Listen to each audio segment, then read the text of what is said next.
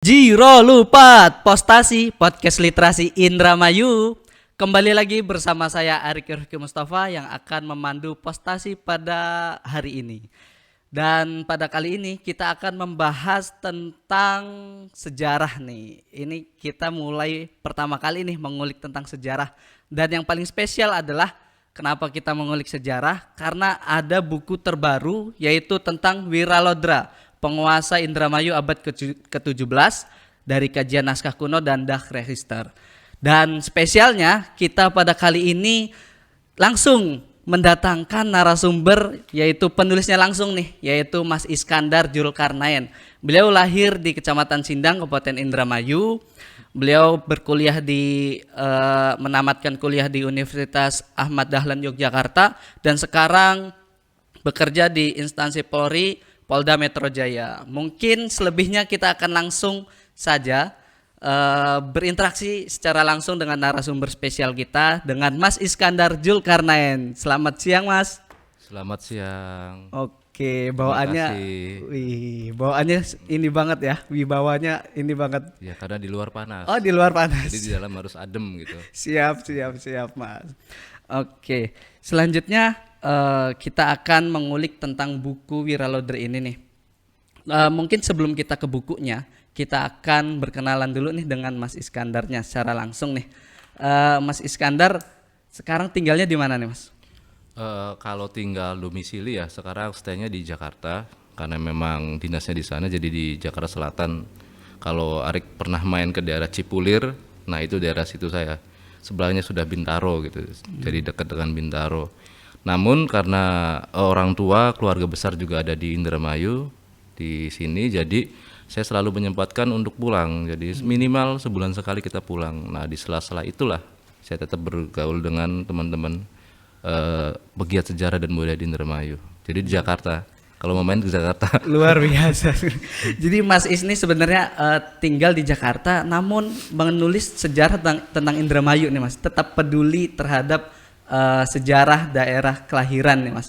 Itu sebenarnya panggilan atau apa semacam apa itu, Mas, sehingga Mas Is tetap menulis tentang daerahnya sendiri, kelahiran.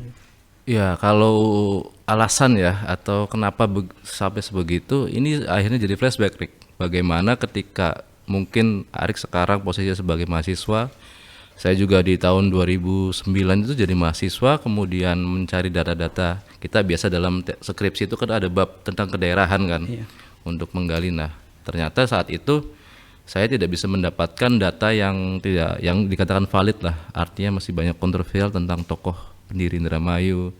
Sehingga saat itu menjadi memori tersendiri. Oh, berarti belum selesai nih. Nah, ketika berjalannya waktu, saya tidak paham kenapa saya juga akhirnya tertarik, karena akhirnya ketemu dengan para pegiat aksara Jawa, naskah dan sejarah juga, termasuk Pak Supole Kasim yang senior, kemudian almarhum Gitarka. Dan dalam aktivitas itu kita sering menemukan data terbaru, misalnya Wiralodra dari naskah Babat Dermayu versi lainnya, kemudian Wiralodra dari naskah Purworejo kita ketemu dan semacam, sehingga mengantarkan awalnya saya tidak mau menulis ya, karena memang backgroundnya bukan penulis dan bukan sejarawannya, tapi saya menyerahkan kepada senior. Namun selama beberapa tahun itu tidak ada yang mengambil alih tugas ini, misi suci ini mungkin gitu kan. Akhirnya ya sudahlah, 2020 saya ketemu dengan Dr. Roni dari Indramayu juga, beliau sejarawan, dan Mas Hatta filolog. Ya sudah, kita bikin buku saja, asal-asalan aja dulu lah, 100 lembar atau berapa. Akhirnya kita bukukan, Rick. Jadi awalnya sih tidak ada niat, tapi berjalan waktu karena tidak ada yang menggarap, dilalahnya kami diberikan amanat ketemu data yang paling utama adalah data yang kolonial, ya kita tulis. Itu singkatnya begitu. Berarti panggilan jiwa itu udah ada sejak Mas Is di Jogja itu berarti ya, sejak menyusun, sejak masih mahasiswa gitu ya? Ya itu mahasiswa saya menyusun skripsi. Awalnya saya kan di asrama pelajar dan mahasiswa Indramayu, KAPMI ya kalau yang. Nah di situ kan memang ada divisi yang kita setiap saat diskusi tentang politik, termasuk sejarah. Saat itu saya pengen angkat sejarah, namun ternyata ya didapat referensinya masih simpang siur. Akhirnya kan menjadi kenangan tersendiri gitu sejak saat itu. Nah, yang jadi pertanyaan adalah sekarang kan Mas Is kesibukannya itu di Polda Metro Jaya nih, Mas ya, sebagai ASN di sana. Itu kan pasti sibuk banget nih, Mas. Banget. Nah itu Banget, gimana bisa banget, membagi waktu dengan ranah penelitian gitu? Kepenulisan ini kan pasti harus teliti gitu Mas. Mengumpulkan berbagai sumber saja itu kan lumayan sulit ya Mas ya. Dan itu gimana membagi waktunya Mas? Membagi waktunya mungkin bukan membagi waktu, tapi lebih kepada saya hidup tidak normal seperti layaknya orang gitu. Jadi saya kerja jam 7 itu sudah di kantor karena kan harus apel tiap hari, dan jam kerja pulang itu di walaupun ASN tapi kalau di Polri tidak seperti di sini, kita ikut pimpinan sampai malam, sampai kadang ada panggilan luar biasa dan semacamnya gitu. Jadi sela-sela waktu itu hanya ada Sabtu Minggu, kemudian juga malam. Dan itu sudah saya lakukan sejak sekitar 13-14an, karena memang sejak kuliah memang hobinya baca. Daripada saya ke mall tuh lebih baik saya baca gitu. Lebih baik menggunakan waktu itu. Dan ketika kita waktunya banyak di kantor dari pagi sampai sore, kita kan di belakang layar, Rick, bukan di lapangan, bukan ngatur lalu lintas itu. Kita di depan komputer dan laptop. Jadi tetap ada waktu-waktu senggang. Mungkin kita tahu lah. Kita kalau kerja di komputer kan nyuri-nyuri kan main handphone, update status. Nah, itu juga kadang buka diskusi Facebook, chatting dengan teman-teman sejarah. Jadi kalau membagi waktu sepertinya seperti itu. Tetap ada ngumpetnya, tapi di ending penulisan 2020, 2021 ini sampai 2022 itu saya pakai waktu setiap malam. Kadang di kantor. Jadi pagi sampai sore saya fokus kerja, habis maghrib ngopi ngerokok langsung garap buku, dan babak finalnya tuh puasa kemarin. Saya lembur sampai jam 12. Luar biasa sekali. Berarti benar-benar konsen tuh mulai dari 2020 sampai sekarang ini Mas. Ya, karena menemukan teamwork, saya draft mentah saya yang berisi akumulasi temuan data baik dari naskah lokal dan sumber asing, kemudian dipecah sama tim Mas Roland dan Mas Hatta, dibikin per bab, baru kelihatan Rick, kurang di mana, konfirmasi lagi, verifikasi lagi. Baru kita intens. Kalau dulu itu modelnya iseng. Ada mood nulis, ketemu data kita tulis. Nganggur, main yang lain dan semacamnya itu.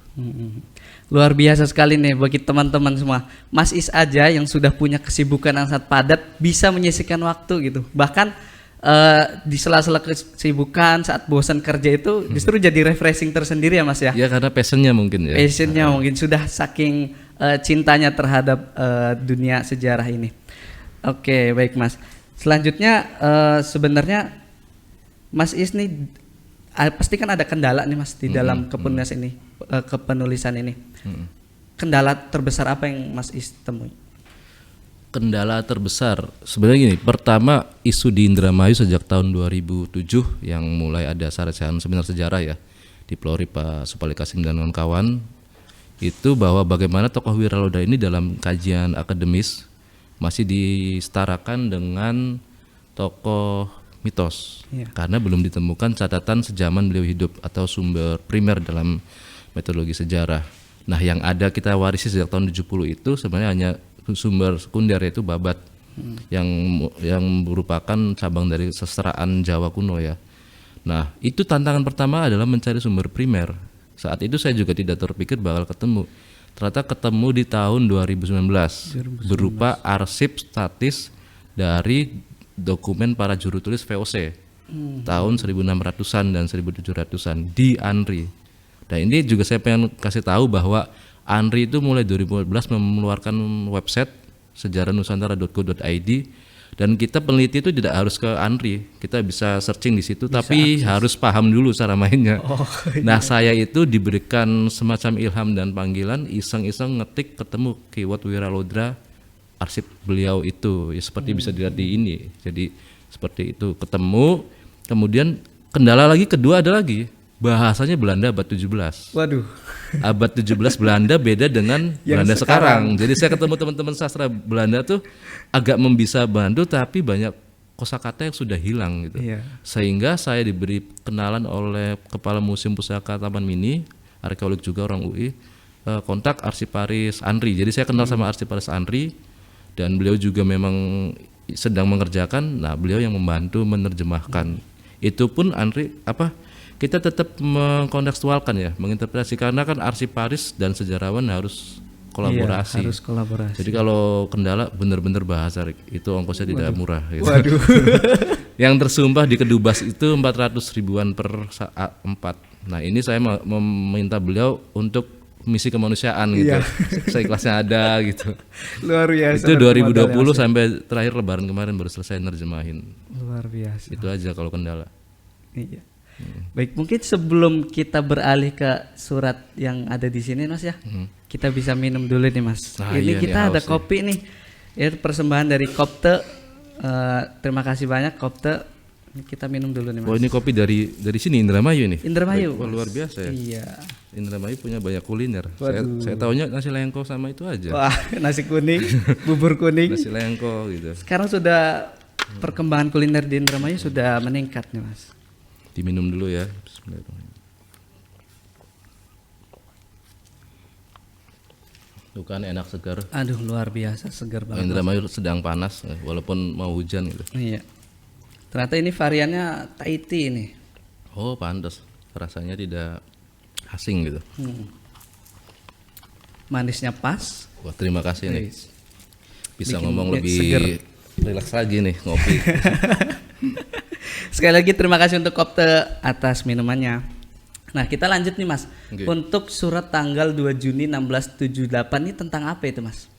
Ya, jadi saya tuh pertama menemukan arsip tentang Wiralodra di arsip kolonial di Andri itu sebenarnya bukan Wiralodra, tapi langsung nama anaknya Wirapati. Oh. Jadi ada nama Wirapati dan di situ dituliskan anak gubernur dari Indramayu. Nah, itu langsung kaget kan. Oh, ini berarti ya Wirapati dalam babad Dermayu itu dipercaya Wiralodra kedua gitu. Iya. Dan Trah Wiralodra juga menyatakan seperti itu. Yang kaget adalah tahunnya. Tahunnya jauh sekali dengan yang dia pikirkan Pemda dan ditetapkan Pemda gitu. Jadi dokumen bercerita tentang anaknya Wiralodra I itu 1680. 1680. Kemudian saya searching lagi, saya juga belajar mencari cara mencarinya, ketemu surat ini tanpa sengaja. Setelah diterjemahkan Rick baru ketahuan oh ini ternyata menarik.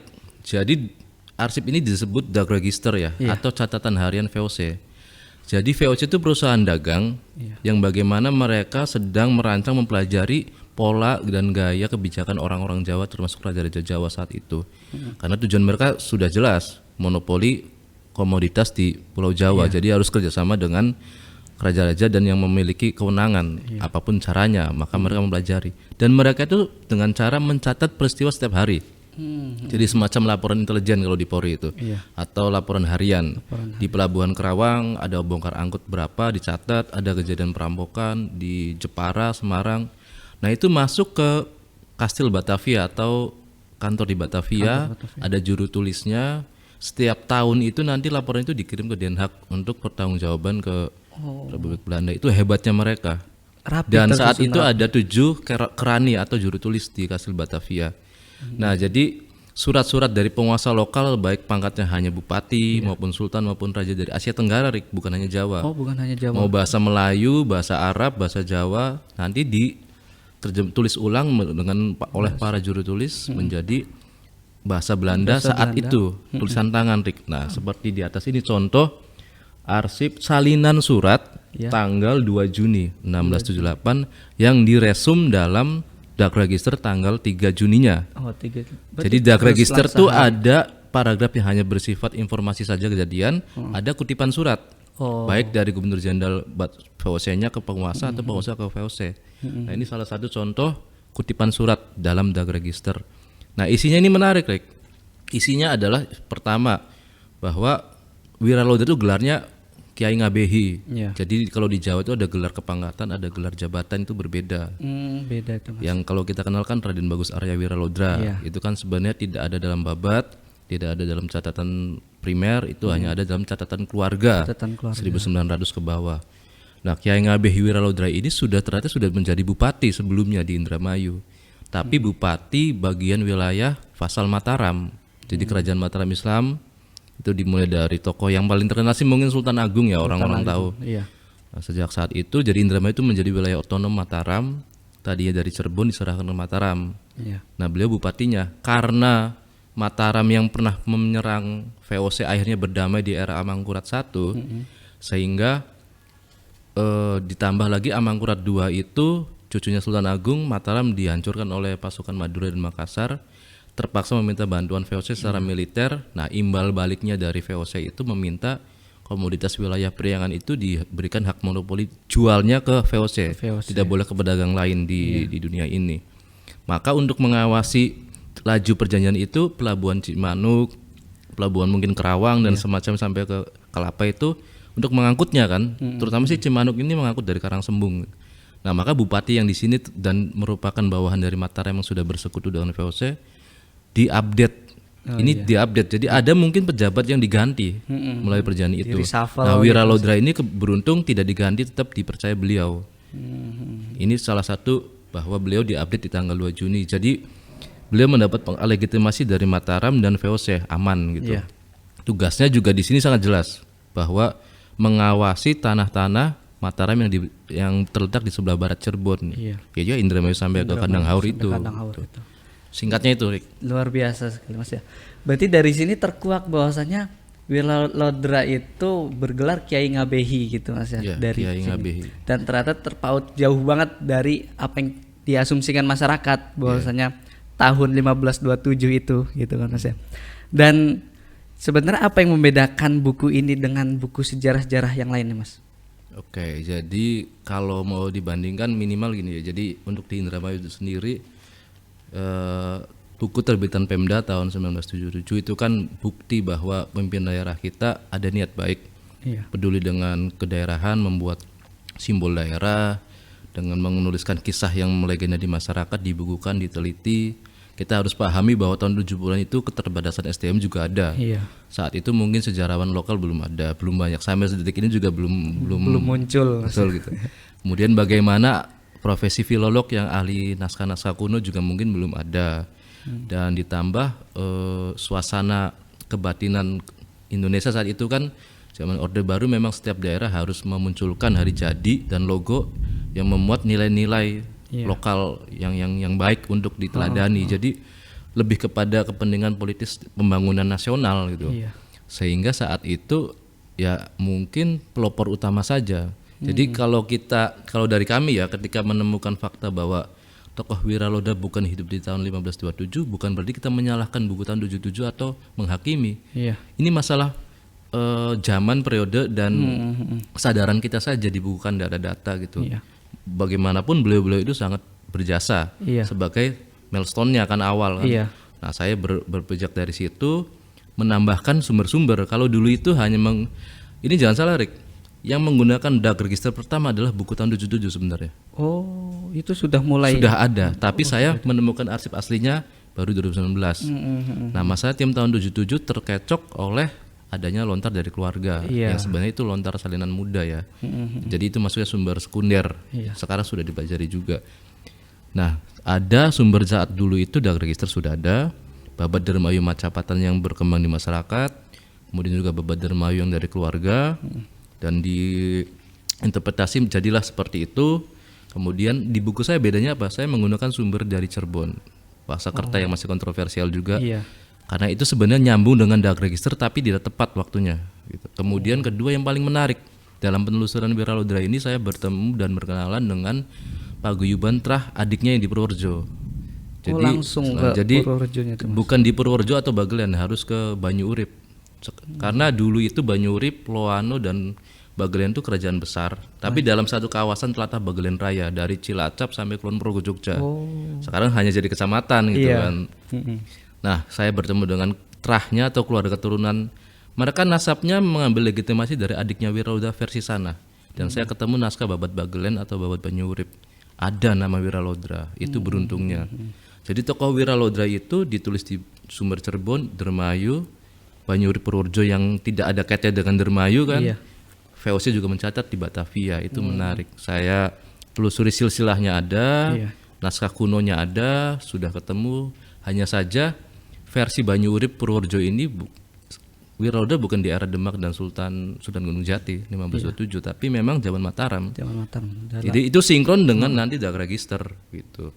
Nah, ditambah lagi DAG register yang saya gunakan ini membentang dari 1632 sampai dengan 1682, ditambah surat penetapan anak sulungnya Wira Lodra 1702 dan memori Van Overgave itu memori sertijab Presiden di Cirebon tahun 1700-an. Dan itu ada sangkut pautnya dengan Indramayu. Jadi buku ini kalau dari segi referensi sebenarnya kalau mau dikomparasikan dengan apa yang ada di Indramayu sangat padat. Sangat padat. Padat dan agak lengkap. Lebih komprehensif, Komprehensif. ya Mas ya. Tapi sebenarnya kalau dari kajian yang lebih kritis lagi masih kurang gitu. Masih kurang pendukung bagaimana sumber-sumber dari kolonialnya juga ada beberapa jenis, Rick. Bukan hanya dari register Iya, sebenarnya. banyak Mas ya. Gitu. Jadi itu sangat sangat beda. Makanya kalau membaca ini harus pelan-pelan. Dan ini membuktikan bahwa ada tokoh yang sebenarnya salah diidentikan, Indra Wijaya itu. Sementara ini kan Indra Wijaya dianggap Wiralodra. Saya temukan ada naskah babatnya sendiri di Cirebon yang menceritakan kisah Indra Wijaya itu memang periodenya Sunan Gunung Jati dan tidak ada embel-embel Wiralodra. Jadi beda periode, memang penguasa Cimanuk pra-Islam gitu. Ya, Itu saja. Iya, banyak beberapa silang pendapat di terkait kepenulisan sejarah juga Mas ya. Dan di sini Mas Is ini menyajikan di dalam buku ini sumber-sumbernya secara komprehensif gitu, padat gitu Mas ya. Dari berbagai sumber, dari kajian naskah pun Mas Is membawa kebaruan yaitu sumber naskah dari Banyu Urip itu tersendiri. Kayak gitu. Jadi teman-teman yang belum punya ataupun ingin sekali penasaran baca, bisa nih baca buku ini di perpustakaan daerah Perpustakaan Umum Kabupaten Indramayu. Di sini tersedia di lokal konten. Oke. Selanjutnya yaitu berarti setelah ini nih Mas, apakah ada rencana penelitian selanjutnya? Tadi Mas Is bilang kayak secara kritis mungkin ini belum secara tajam gitu ya. Apakah nanti akan ada jilid 2-nya atau kayak gimana nih Mas? Sepertinya harus ya. Entah tim kita lagi atau orang lain gitu. Kalau kita harap sih setelah teman-teman membaca, mengkonsumsi materi ini ada yang tergugah gitu. Karena buku ini Rick, kalau kita sebagai penulis bisa dipecah dari beberapa sub buku lagi komplemennya gitu. Itu banyak epic adegannya gitu. Jadi bagaimana sih bisa Rangga Gempol 3 Sumedang itu ngungsi 2 kali di Indramayu. Itu kan kalau diceritakan tersendiri menarik dikomparasi dengan sumber Sumedang. Bagaimana sih kedudukan Kesultanan Banten di Indramayu ternyata kuat. Saat itu Wiralodra berdiri di 2 kaki. Kesultanan Banten dan Mataram. Ketika Mataramnya cocok dengan VOC, ya sudah Bantennya diusir. Itu namanya kebijakan politik. Wajar gitu. Kemudian bagaimana Wiralodra dengan Cirebon? Cirebon saat itu kosong. Pangeran-pangerannya setelah dari Mataram diambil di Banten, Wiralodra yang patroli gitu saat itu. Walaupun berikutnya 1800 Indramayu bagian dari Keresiden Cirebon, kita grade-nya turun gitu. Nah, bisanya turun grade itu secara analisis Mas itu kenapa itu Mas? Perubahan penguasaan Jawa dari VOC itu perusahaan dagang yang memiliki hak khusus berupa kepemilikan pasukan militer. Ini tidak dimiliki oleh perusahaan dagang. Orang Cina mungkin nggak mikir ya, dagangan ke Jawa harus bawa pasukan gitu kan, biaya mahal harus gitu. ngawal-ngawal gitu. Nah kalau Belanda itu karena ya Eropa saat itu kan terpuruk, mulai naik, jadi sangat berpikiran strategis, modalnya kuat karena persatuan dari 6 kamar dagang gitu. Kemudian ada hak juga menjalin kerjasama atau MOU dengan kerajaan lokal tanpa harus meminta persetujuan dari pemerintah Belanda. Karena jarak jauh, bayangkan saat itu naik kapal pelayar. Kalau harus minta persetujuan dulu, waduh berapa itu kan diserobot Inggris dulu nanti. Gitu. Betul. Nah berdasarkan 2 hak istimewa tadi, jadi dia tuh lama-lama akhirnya dibutuhkan oleh penguasa lokal, Rick. Karena apa? Kalau dari sudah kita mempelajari nasionalisme itu kan belum ada saat itu. Adain nasionalis, saya Kesultanan Cirebon, saya bagaimana menjaga Cirebon biar lebih luas. Jangan ditundukkan Banten, jangan ditundukkan Mataram. Mataramnya juga seperti itu. Nah, ketika internal Jawa yang sebenarnya juga beda ras ya, beda nasab, beda genealogi juga, mereka juga akan mencari persekutuan yang menguntungkan dan update saat itu. Nah, penggunaan senapan dan meriam yang dimiliki VOC itu sama kayak Portugis saat itu yang menarik buat penguasa lokal itu. Hanya VOC kan hanya meminta hak monopoli dagang. Jadi bayarnya dengan beras hanya dijual ke dia gitu.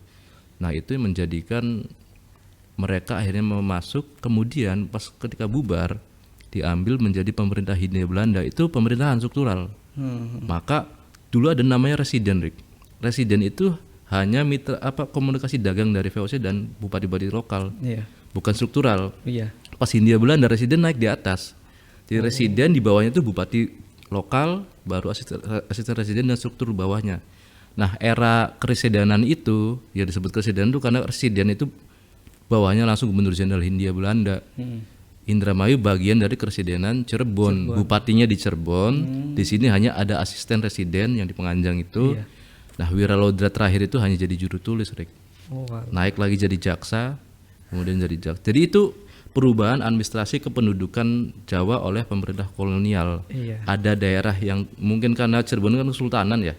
Jadi dia dibesarkan, Indramayu hanya pelabuhan, dimasukkan ke sana. Walaupun pada akhirnya nanti keluar lagi jadi ada bupati mandiri di sini. Kanjeng Jelari itu berubah lagi. Jadi itu pasang surut. Nanti kalau buku ini yang sedang kami susun sebenarnya, buku sejarah Indramayu dari masa ke masa. Jadi ketika Wiralodra sudah teruji, tervalidasi tahun berapa, kita tarik atas dan bawahnya, walaupun masih butuh kelengkapan. Paham jadi naik surutnya ya. Itu semua daerah sebenarnya pernah besar, pernah kecil, pernah di atas, pernah di bawah kok. Seperti itu. Iya, jadi siklus perpolitikan Indramayu ini sangat unik gitu Mas ya. Jadi kayak sebelumnya mendominasi gitu kan untuk beberapa wilayah, sampai Sumedang pun harus ngungsi ke kita gitu. Karena saking kuatnya kita dengan VOC gitu kan. Tapi ketika beberapa saat justru terlupakan gitu. Kita tidak miliki apa-apa lagi, justru terbawa ke Cirebon. Apalagi pas Indonesia merdeka gitu ya. Iya. Mungkin itu dulu yang masalah Sumedang itu sebenarnya gini. Jadi saya menemukan fakta dari Dak Register 1679, surat-suratnya Pangeran Agempol ke Hindia Belanda. Jadi kalau dari sudut Sumedang, Cirebon, Indramayu, Pamanukan, Ciasem itu milik Sumedang Larang saat masih dalam kawasan Kemaharajaan Sunda Pajajaran ya. Nah, namun kan Cirebon berdiri mandiri akhirnya jadi Islam, pecah, tidak mau nyatu lagi. Kemudian juga Cirebon menguasai sampai dengan Kandang Haur, Banten, Jayakarta seperti itu kan. Periode selanjutnya Cirebon menyerahkan wilayah Barat Cimanuk tahun 1615 ke Sultan Agung Mataram sebelum menjadikan pangkalan militer penyerangan ke Batavia. Kemudian ada saatnya Empire Mataram ini kuat, terus jatuh di tahun 1677. Sumedang yang mantan mitranya juga berpikir, mumpung majikan saya longgar nih, daripada saya dicaplok Banten, dia sangat rival sama Banten gitu. Nah, daripada dicaplok Banten, dia pengen lagi mengambil alih wilayah-wilayah ex era Gesan Ulun atau Sumedang Larang, mulai dari Cirebon, Indramayu, Pamanukan, Ciasem, dengan meminta bantuan VOC. Tapi kendala, Cirebonnya sudah tinggi. Nah, di situ era Wiralodra I sangat perang klaim wilayah. Jadi Sumedang merasa Indramayu itu miliknya Sumedang. Di Indramayu ini sudah tanahnya Mataram. Mataram sudah menyerahkan pengelolanya ke VOC, jadi VOC menghalangi juga. Saling sikut-sikutan tuh. Nah, tapi akhirnya endingnya mereka bersatu untuk menghadapi Banten yang agresif. Gitu. Jadi sangat unik di situnya gitu Mas. Tapi ini kan jadi wilayah persengketaan gitu, perebutan sana sini karena memang letaknya strategis kan Mas ya. Indramayu ini. Dan tanahnya cantik. Itulah simbolisme Endang Dharma. Tapi setelah itu selesai gitu Mas. Jadi kayak setelah hilang pamornya gitu ya. Hilang pamornya gitu. Itu kenapa sebenarnya itu? Ya, itu perubahan lagi kemajuan teknologi revolusi industri ya. Kita tuh bisa berjaya ketika maritim masih tinggi karena sarana transportasi utama itu kapal daripada pedati, kuda, jalur darat gitu kan. Nah, Indramayu itu kan masuk jalur kereta api. Saya baca di Museum Perkeretaapian di Semarang, Lawang Sewu, tahun 1912 gitu. Jadi sejak kereta api sudah masuk di Jatibarang, kemudian juga ada kereta yang masuk ke kantor kecamatan Indramayu itu, komoditas ekonomi dan semacamnya itu akhirnya kan diangkutnya melalui jalur kereta api. Jalur darat. Karena pelabuhan Cimanuknya atau Dermayunya juga mulai terjadi endapan. Kita saksikan, saya pernah cek lapangan Cimanuk Purwa atau Purba itu dipasarkan sampai ke Tiris itu 10 km sudah jadi pemukiman rumah. Itu mungkin sudah sejak tahun 1900 sudah dangkal, akhirnya pindah ke Karangsong atau Praja Gumiwang juga. Sehingga peran Cimanuknya ini sebagai tadinya muara pelabuhan internasional besar di antara Banten dan semacamnya terabaikan, hilang. Ganti kereta api, Jatibarang lebih ramai, Pantura dibangun, Indonesia merdeka, mobil dan semacamnya. Sehingga makanya sekarang ini kan gerakannya membangkitkan lagi nilai-nilai kemaritiman. Ke bagaimana sih kapal jenis saat itu bagaimana berlabuh dan semacamnya. Tuh. Ya, jadi hanya tinggal catatan saja Iya. gitu Mas ya dari kayak Tom Dan Pyrus kita menuliskan. taunya kita petani gitu kan. Iya. Padahal kita juga mungkin dulu ya banyak nelayan, ahli pengrajin perahu, Iya. pedagang dari mana-mana gitu. Jadi nggak salah lagu nenek moyangku seorang pelaut itu Mas ya. Iya, ya, tapi saya takut laut, Rik, ya bisa Oh, renang takut soalnya. laut. Ya. Ya, mungkin kita bisa minum lagi nih Iya, Mas. Rik, haus nih. Aduh. Ini Indramayu kok lagi panas kenapa ya? Iya. Emang selalu panas Mas. Oh iya, saya kan di Jakarta terus soalnya. Ruangan AC lagi. Tadi sedikit nyinggung masalah Nyendang Dharma nih Mas. Nah, tadi Iya, iya. ini di dalam buku ini terverifikasi bahwasanya itu peralihan bahasa dari Si Indang gitu, sebuah Kawasan. wilayah kawasan Sindang. Dan untuk secara tokohnya itu bisa hampir dinyatakan fiktif. Apa itu benar apa gimana, Mas? Ya jadi begini kan, metodologi sejarah kan selalu berkembang ya, dinamis sesuai dengan bukti fakta yang bisa divalidasi gitu. Sama halnya dengan tahun 2007 tim seminar sejarah juga menyatakan Wiraloda Toko mitos itu tidak salah secara metodologi karena memang saat itu belum ketemu gitu kan. Setelah ketemu tidak haram kita mengubah interpretasi. Ini yang harus dipahami teman-teman ya. Jadi jangan langsung sentimen reaktif bagaimana. Nah, kasus Endang Dharma ini sebenarnya gini. Ini rangkaian daripada kajian Babat Dermayu. Babat Dermayu itu salah satu karya sastra lokal Indramayu yang sebenarnya Cirebon sentris. Dia disusun oleh sudut pandang Cirebon sentris 1900. Paling tua tuh kami temukan 1900 baru ditulis. Bayangkan 1900 menceritakan tahun 1500 atau 1600. Waduh, jauh banget. Namanya tuh missing link atau distorsi kisahnya itu sudah sangat tinggi. Iya. Arik aja cerita tentang Mbah Buyut mungkin lupa-lupa ingat udah kan, lupa. gitu kan. Apalagi catatan gitu. Nah, Babat Dermayu ini sastra yang sangat laku. Kami teliti, Mas Nur Hatta itu meneliti minimal sudah ada 15 varian Babat Dermayu ditemukan gitu. Di Kertasmaya ada, di Cirebon ada, di Bandung ada, tapi kisah-kisahnya mirip, hanya beda di penamaan karena namanya salinan kan. Jadi semacam ada kebijakan mungkin dulu wajib setiap kawadanan atau kecamatan menyusun Babat Dermayu, mungkin seperti itu. Nah, di Babat Dermayu itu sastra muatan khasnya itu biasanya bukan sebagai fakta sejarah, tapi lebih kepada pemaknaan. Sebuah kisah kejadian nyata itu kadang tidak dituliskan seperti apa adanya, tapi kita buatkan sedemikian rupa bukan untuk mengaburkan, tapi untuk memaknakan lebih. Secara Lebih filosofis. itu orang Jawa itu susunan rumah juga harus punya makna gitu. Bagaimana pendopo, bagaimana arah di semacamnya. Apalagi dalam karya sastra. Beda dengan Eropa itu kan butuh laporan fakta karena untuk pengambilan kebijakan, karena mereka pengelana gitu. Nah, dalam kelemahan sastra itu ada modelnya yang dia minim sumber literatur pujangganya juga, sehingga ada beberapa pembawakan periode kisah yang beda abad dijadikan satu atau dikira satu. Ada juga yang modelnya memang sebagai pemaknaan lebih tadi. Tokoh Endang Dharma ini dalam minimal 3 naskah yang saya komparasi itu konsisten ada kesalahan nulis. Kadang ditulis Endang Dharma ada satu bait yang ditulis Endang Gelis. Oh. Tiga-tiganya naskah selalu gitu. Pasti yang lain juga bisa jadi Endang Dharma nanti ada bait yang ditulisnya Endang Gelis. Ini kelihatan banget Cirebon sentris. Endang Gelis kan dalam sumber Babat Cirebon juga salah satu istrinya Pangeran Cakrabuana gitu. Jadi kalau dari nuansanya terlihat sekali bahwa pendermayuan Cimanuk ini memang oleh otoritas Cirebon. Alih kekuasaan dari pra-Islam. Kita lihat Tom Pyrus itu kesini 1513. Syah Bandarnya masih beragama pagan, jadi bukan Islam gitu, masih Sunda. Tapi setelah ada Babat Indrawijaya itu menyatakan 1528 Indrawijaya yang notabene bukan Islam, penguasa Cimanuk lama masuk Islam di bawah Sunan Gunung Jati. Mungkin setelah itulah nama ini diganti jadi Dharma Ayus, layaknya Kalapa ketika ditaklukkan pasukan Cirebon dan Demak diganti jadi Jayakarta. Sanskrit namanya tetap Jawa gitu, bukan nama Arab.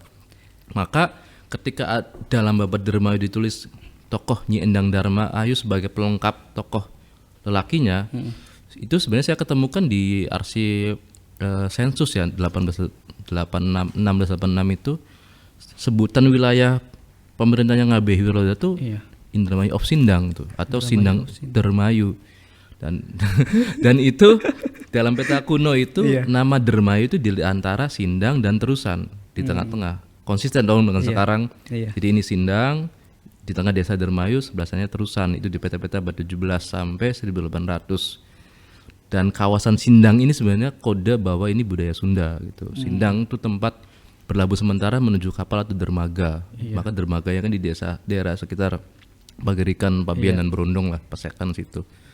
Nah, dari Sindang Dharma Ayu itulah makanya biasanya kawasan itu dipersonifikasi dalam sastra babat itu sebagai legitimasi penguasa yang saat ini berkuasa. Iya. Saya sudah dapat restu kok dari penguasa bumi tanah ini, tanah Darmayu ini, dan wilayahnya Wiralodra itu bukan di Darmayu saja tapi di Sindang.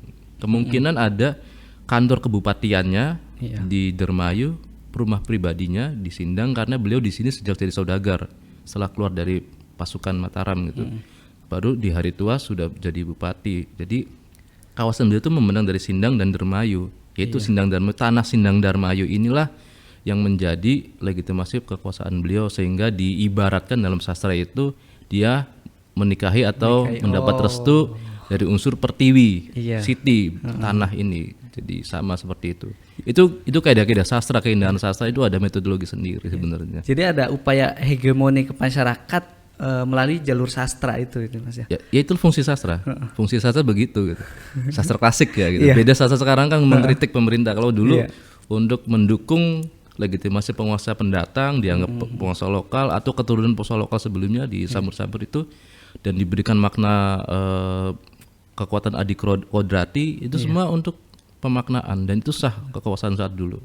Sah gitu. Luar biasa sekali ini. Ini sangat dalam sekali ini Mas. Mungkin untuk membahas Nyendang Dharma saja bisa banyak nih Mas untuk secara filosofisnya nih. Banyak dan bisa, belum selesai. Iya, bisa menciptakan bab-bab baru gitu, buku-buku baru nih Mas. Ditunggu nih Mas buku-buku selanjutnya nih. Ya nanti kalau longgar ya. Sekarang Siap. capek pengen refreshing gitu. Jadi nggak mau lembur-lembur dulu gitu. Nah, Masih numpuk banyak arsip Dagriser belum diterjemahin itu. siap.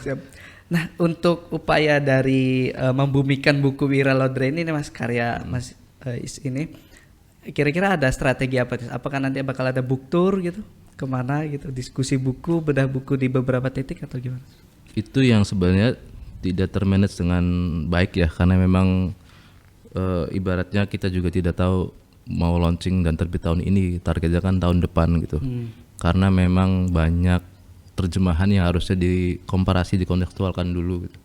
Tapi karena saya aktivis Facebooker ya, saya tuh aktivis Facebooker dari zaman kuliah di Jogja gitu. Jadi saya kenal komunitas perkristenan se-Indonesia bangsa dunia itu dari Facebook gitu. Kemana-mana juga ada. Dan di dunia kebudayaan itu tuh diskusinya tuh luar biasa Mas. Mereka bukan sejarawan, bukan arkeologis, tapi itu kadang lebih dari dalam, yang ilmuwan-ilmuwan tadi. Nah karena saya aktif di Facebook, setiap aktivitas update riset saja saya share di situ, sehingga ketika launching lewat online itu Facebook ya langsung peminatnya ada gitu. Cetakan satu itu 100 eksemplar habis. Luar biasa. Cetakan kedua kemarin 150 juga sudah habis.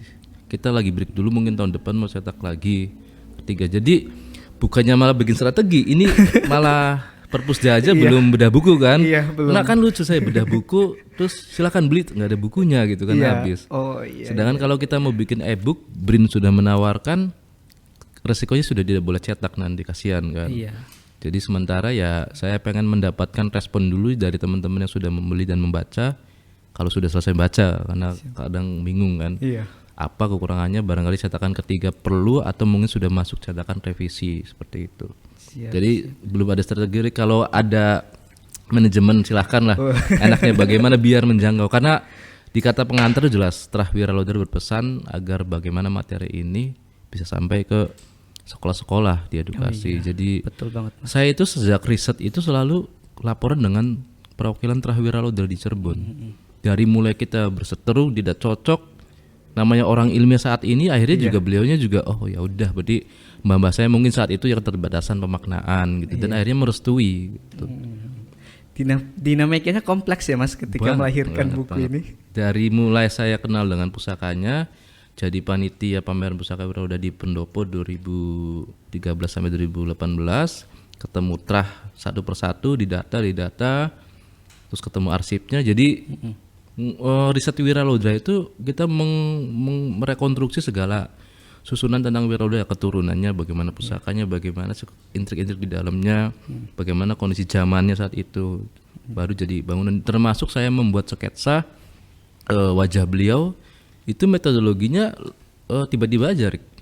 Saya kan sudah lama kontak dengan Trah Wiraudara. Iya. Saya kumpulkan data generasinya, nasabnya, foto-fotonya, saya kirim ke teman seniman yang punya juga kebatinan, tolong cari titik kesamaan, bisa nggak kamu bikin rekonstruksi wajah Wiraudara 2 hari ketemu titik persamaannya di mata dan di telinga atau apa bibir itu. Dibuatkan, saya setorkan, kirim, saya tanpa intervensi sedikit pun ya, hanya setting zamannya Mataram gitu, abad 17. Saya setorkan ke Trah, rata-rata reaksi Trah cukup puas karena minimal telinganya mirip mbahnya katanya. Jidatnya mirip mbah buyut saya, bibirnya mirip kakek, artinya bukan orang lain gitu. Dan itu juga ada sambung rasa izin mengumpulkan data mereka. Kita tidak akan pernah tahu rekonstruksi wajah aslinya Wiraudara 1 gitu. Tapi minimal kita ada metodologi yang ya kesamaan gestur gitu kan, walaupun ya bahannya berapa persen. Itu perbedaannya dengan foto dan gambar yang beredar itu sejauh berapa persen tuh, Mas? Perbedaannya dari yang pelukis lama saya juga sudah izin kan, pemahaman setting makna ya, karena kan yang dulu itu mengikuti narasi yang dibangun tahun 77 bahwa beliau hidup di era Majapahit. Maka busana termasuk gaya ikat rambut juga diumumkan sejaman itu gitu. Sedangkan di periode saya adalah bagaimana membuat struktur sketsa wajah di era orang Mataram, bagaimana sudah ada ikat atau belangkon, bagaimana busana juga sudah digunakan beskap, kemudian juga tidak harus ganteng seperti stereotip tokoh pendekar, tapi mengikuti kesamaan gestur Trah saja. Bagaimana nuansa muka Jawa saat itu gitu. Jadi ya sebenarnya sih beda gitu. Tanpa intervensi, tanpa harus kayak mukanya Arik gitu kan, kayak apa gitu.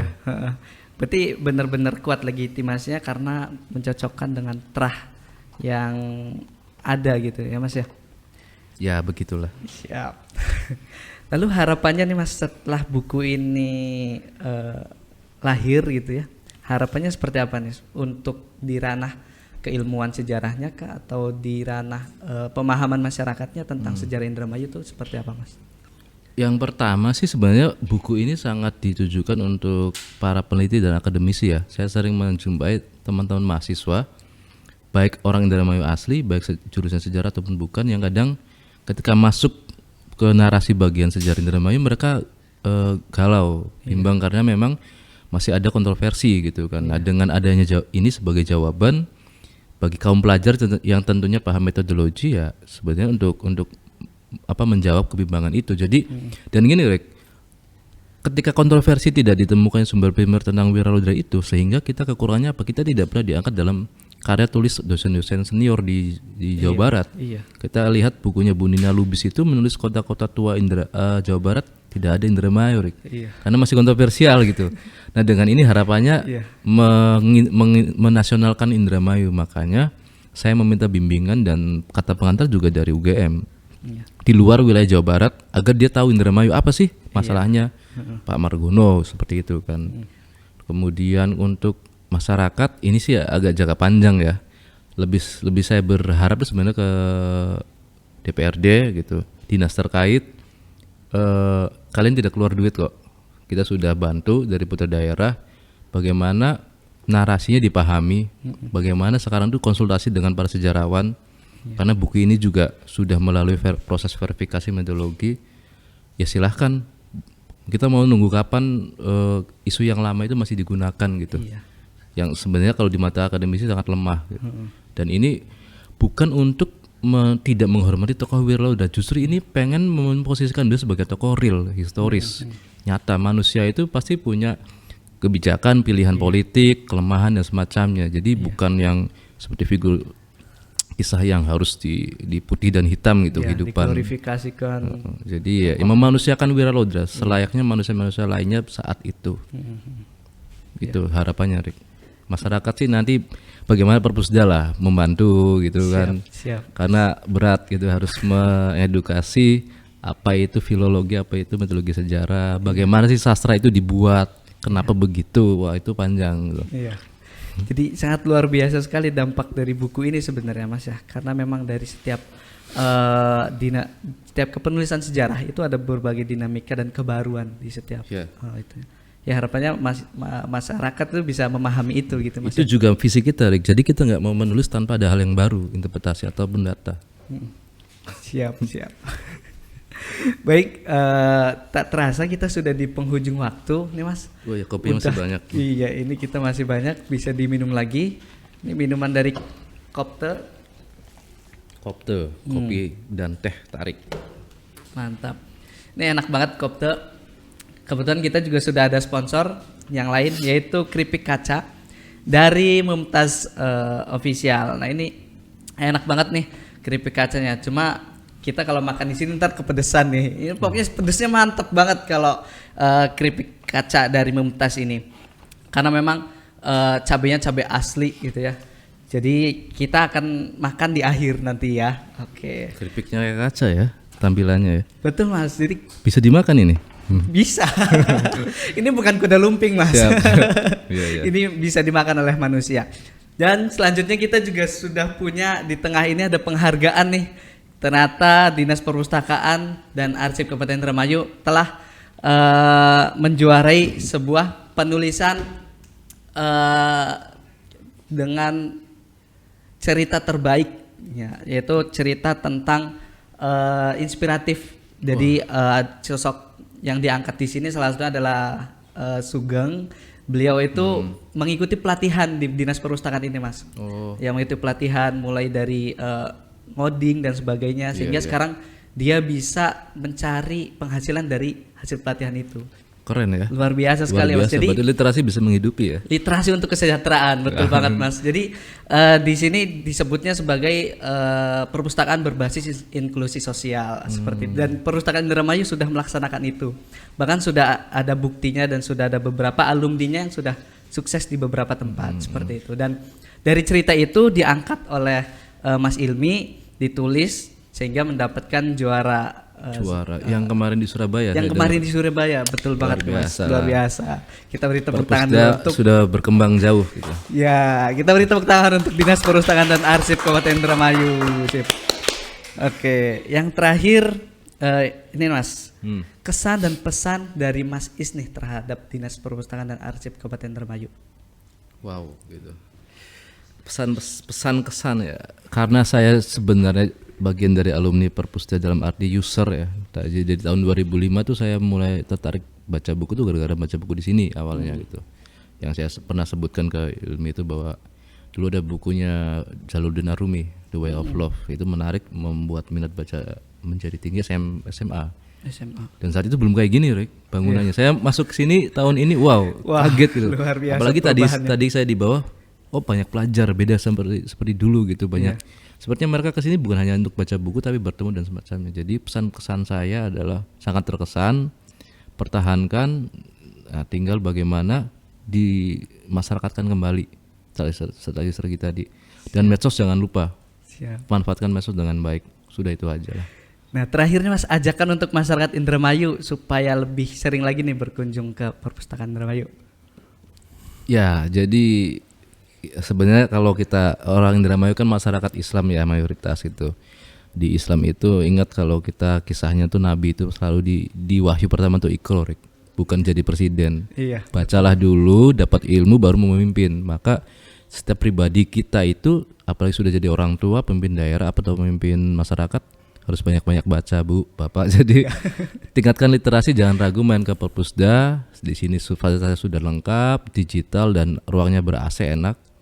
Ya, untuk menghalau suasana Indramayu yang panas. Jadi manfaatkan sumber-sumber literasi daerah ini. Itu saja. Luar biasa. Jadi untuk Bapak, Ibu, teman-teman semua jangan lupa wahyu pertama yaitu Iqra ya. Dan fasilitas Iqra yang paling nyaman adalah di Dinas Perpustakaan dan Arsip Kabupaten Indramayu. Ya, terima kasih banyak Mas Is atas kesempatannya, yang atas ilmunya yang sangat luar biasa kepada kita semua di sini.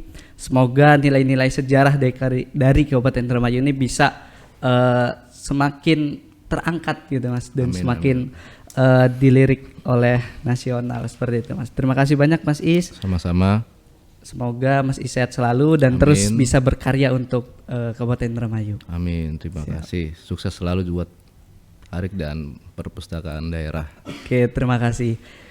Mungkin cukup itu yang bisa kita lakukan diskusi pada sore kali ini. Terima kasih banyak untuk teman-teman semua yang menonton. Mohon maaf apabila ada salah-salah kata. Saya akhiri. Wassalamualaikum warahmatullahi wabarakatuh. Waalaikumsalam warahmatullahi wabarakatuh. Slip inside the eye of your mind. Don't you know you might find a better place to play?